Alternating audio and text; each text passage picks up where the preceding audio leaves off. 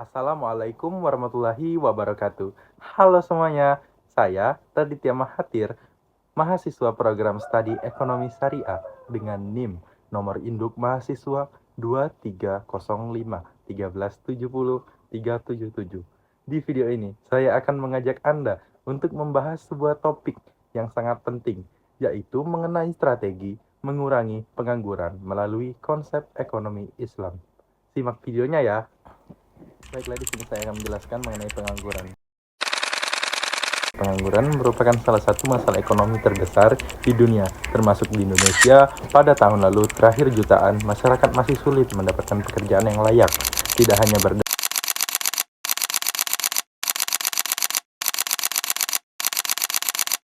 hanya berdampak pada individu, pengangguran juga menghambat pertumbuhan ekonomi dan meningkatkan kemiskinan. Namun, apakah ada pendekatan yang alternatif untuk mengatasinya? Tentu ada. Cara mengatasinya yaitu Islam melalui konsep ekonomi yang komprehensif menawarkan solusi untuk mengurangi pengangguran secara adil dan berkelanjutan. Masalah ekonomi yang diangkat di Indonesia data menunjukkan tingkat pengangguran yang cukup tinggi, terutama di kalangan muda. Hal ini kenapa terjadi? Karena beberapa faktor seperti ketidaksesuaian antara keterampilan pekerja dengan kebutuhan pasar, kurangnya lapangan kerja, dan ketimpangan akses modal bagi pengusaha kecil. Jika dibiarkan, kondisi ini akan menciptakan lingkaran kemiskinan yang sulit diputus. Solusi yang bisa diberikan yaitu ekonomi Islam mengajarkan prinsip keseimbangan keadilan dan kepedulian sosial. Untuk apa? Untuk mengatasi pengangguran. Pendekatan ini juga menawarkan beberapa solusi. Yang pertama yaitu optimalisasi dana zakat dan wakaf. Ialah zakat produktif dapat digunakan untuk melatih dan memberikan modal kepada para penganggur, sehingga mereka mampu membuka usaha sendiri. Wakaf di sisi lain juga dapat dikelola untuk meningkatkan institusi pendidikan, pelatihan, keterampilan, atau bahkan perusahaan sosial yang menyerap tenaga kerja. Yang kedua yaitu penerapan sistem bagi hasil. Apa itu sistem bagi hasil? Ialah konsep syirka, kemitraan, dan mudharabah bagi hasil mendorong pengusaha untuk bekerja sama dengan pemilik modal tanpa beban bunga. Ini juga membuka peluang usaha baru tentunya tanpa ketergantungan pada utang berbunga tinggi. Yang ketiga, mendorong usaha mikro kecil dan menengah atau yang bisa kita kenal yaitu UMKM. Islam memandang pentingnya kemandirian ekonomi dengan mempermudah akses pembiayaan berbasis syariah dan pendampingan UMKM lebih banyak lapangan kerja dapat tercipta. Yang keempat yaitu pembinaan etos kerja Islami. Tentunya pendidikan berbasis Islam mengajarkan semangat kerja keras, kejujuran, dan tanggung jawab sehingga meningkatkan kualitas tenaga kerja. Baik, contoh nyata dan simulasi penerapan yang bisa saya gambarkan yaitu penerapan konsep ekonomi Islami telah terbukti berhasil di beberapa negara. Sebagai contohnya Indonesia, ialah Badan Wakaf Indonesia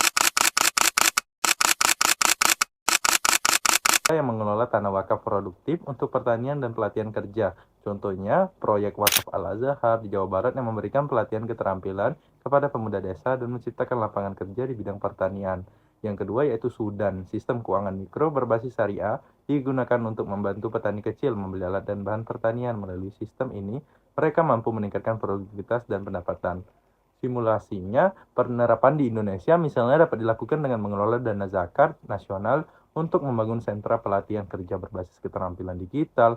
Di era industri 4.0, keterampilan seperti desain grafis, pemrograman, dan pemasaran digital sangat dibutuhkan. Dengan zakat produktif, peserta pelatihan tidak hanya dibekali keterampilan, tetapi juga mendapat dukungan untuk memulai bisnis berbasis digital. Baiklah, tibalah penyampaian terakhir dari saya. Dalam ekonomi Islam, mengatasi pengangguran bukan hanya tanggung jawab pemerintah, tetapi juga tugas kita bersama melalui lembaga sosial seperti zakat, wakaf, dan pengembangan usaha kecil dengan memberdayakan sumber daya yang ada dan menerapkan prinsip keadilan. Kita bisa menciptakan masyarakat yang lebih sejahtera dan ekonomi yang berkelanjutan. Mari kita mulai dari langkah kecil, salurkan zakat dan wakaf Anda untuk pemberdayaan ekonomi, dukung UMKM di sekitar kita, atau ikut ambil bagian dalam pelatihan keterampilan berbasis syariah. Bersama, kita bisa membangun masa depan tanpa pengangguran demi mewujudkan keberkahan bagi semua. Terima kasih, saya Raditya Mahathir, pamit undur diri.